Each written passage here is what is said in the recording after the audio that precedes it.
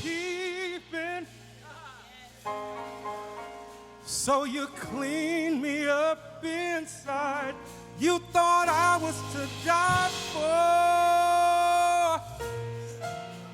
So you sacrificed your life so I could be free, so I could be whole, so I could tell everyone I know. You thought I was worth saving. Ooh, yeah. So you came and changed my life. You thought I was sleeping. Today I'm going to preach from the subject, A Mother-in-Law's God.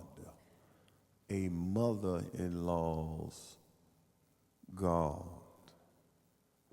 Some years ago, while in Columbus, Ohio, attending a church conference, some friends and I decided to go a day early so that we can play golf while we were there. It was their mid-year convocation in March, and we checked the weather forecast and saw that even though it was not California weather, it was palatable enough to play.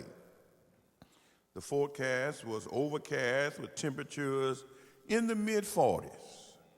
When we arrived in Columbus, the forecast was updated to light rain and temperatures in the high 30s.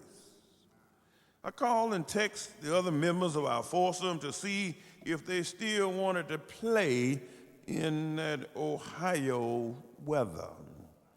They said we might as well. We've dragged golf clubs all the way across the country from California to Ohio. So since we are here and we have our clubs and the course is there, we might as well play. Got up that morning, got dressed, and when you're in that kind of weather, Brother Gardner, you dress in layers. You don't just, you dress in layers. That's how they do it, Sister Stamps, and in those kind of places. So we put on long Under Armour, shirts, sweaters, and jackets to brave the weather to play golf. When we arrived at the golf course early in the morning, drizzling rain, high 30s, I said nobody would be there. We would be the only crazy people to be out in the morning in that kind of weather trying to play golf.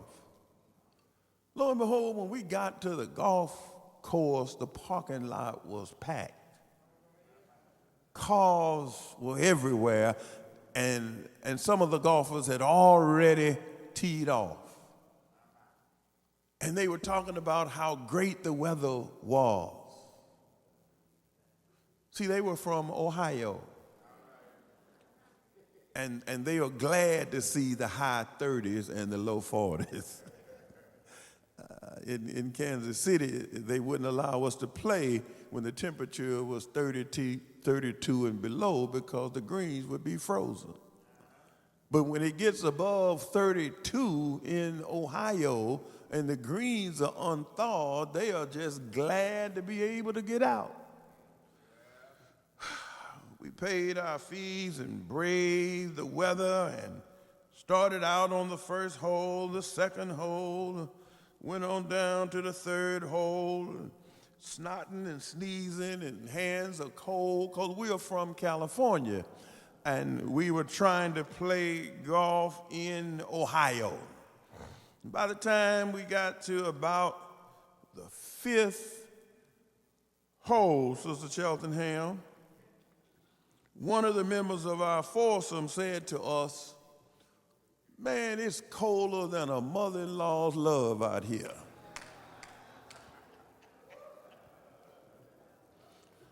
We all looked at him, and then we all had a big laugh. He says, "I'm done after 9 holes. I'm going into the clubhouse, and I'm going to wait by the fireplace until you all are finished." Well, needless to say, he had a very good idea, and all of us went into the clubhouse at the 9th hole and finished. his comments express some commonly held beliefs about mother-in-laws. Sisters and brothers, mother-in-laws have not been held in the highest esteem for one reason or another. For some, mother-in-laws conjure up feelings of mixed emotions. The legendary comedian Red Fox described mixed emotions as his new Cadillac going over a cliff with his mother-in-law in it. Mother-in-laws, and I want to acknowledge and put it out front today, have not always been held in the highest esteem. And yet this text provides a striking contrast to some of our commonly held beliefs about mother-in-laws.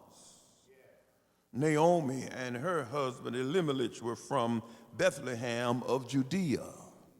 She and her husband and their two sons, Mahlon and Chilion, moved to Moab. Verse 1 says, after a famine arose in Judah. Their sons married two women of Moab, Oprah and Ruth. Elimelech died, and 10 years later, verse 3 and following says that both Mahlon and Chilion died as well. Naomi had gotten wind of and had heard that the famine in the land of her country had ended, and God had been gracious and shown favor on the land, and decided to return home. When she told her daughter-in-laws about her decision, they decided to go with her to Judah. And while traveling to Judah, she bidded her daughter-in-laws to return to Moab. Go, return each of you to your mother's house, she told them in verse 9, and may the Lord deal kindly with you as you have dealt with the dead and with me.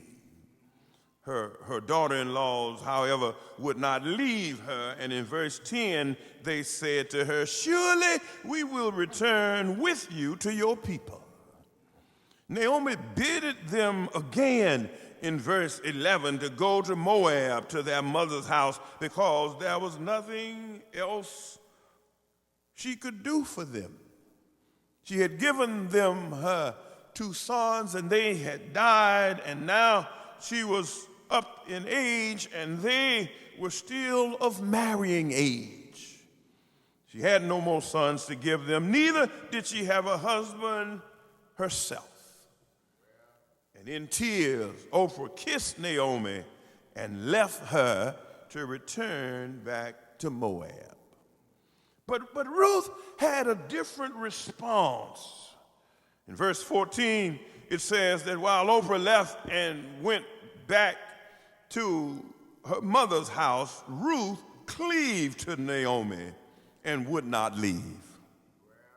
In verse 16, Ruth pleaded with Naomi not to send her back to Moab, and says to her, in essence, don't make me go back, and don't make me stop following you. For where you go, I'll go. Where you stay, I'll stay. Your people will be my people, and your God will be my God. What is it about Ruth's God, or Ruth's mother-in-law's God, that made her so resolute that she would not return to her own people? Well, Ruth's mother-in-law's God was sovereign. Her mother-in-law's God could do whatever he wanted to do, whenever he wanted to do it. For all that happens in life, according to the theologians, are either purposed by God or permitted by God. Nothing happens in this life, nothing happens in this world that God doesn't know about. That God either caused it to happen or God allowed it to happen. God purposed this to happen or God permitted it to happen. The universe, the theologians contend, is ordered by the purposeful and permissive will of God. Ruth's mother-in-law's God permitted her husband to die in Moab. Ruth's mother-in-law's God permitted her two sons also to die in Moab. When God exercises sovereignty in our lives and over our lives, how do we respond? When it don't turn out the way we would want it to turn out, when things didn't happen as the way we planned them to happen, when we have been disappointed, broke, busted, and disgusted, how do we respond? When God purposes or permits things to happen in our lives that are not our desires, how do we respond? When we don't get the promotion, when we don't receive the blessing, when we don't come out on the winning side, how do we respond? Some get mad with God. Others stop speaking to God. And still others stop coming to worship God. When things don't happen the way we want them to happen or expect them to happen, and because of the sovereignty of God, God is not our pawn. God is not our Santa Claus. We don't ring in God's spring. No. God is in charge. God is in control. And sometimes it doesn't turn out the way we want it to turn out. I wish I had a witness today. How do we respond? Got mad with God my junior year in high school because we lost a basketball game. We were the better team, the top-ranked team in the county, had an 18-1 record, predicted to go all the way to the state tournament. Came into that game that night all cocky, a team we had beaten before. All cocky, all clean, our black Chucks, high tops on, purple warm-ups, white towels around our neck, a globetrotter-looking basketball, purple and white, came in looking all cocky and got ran out of the gym.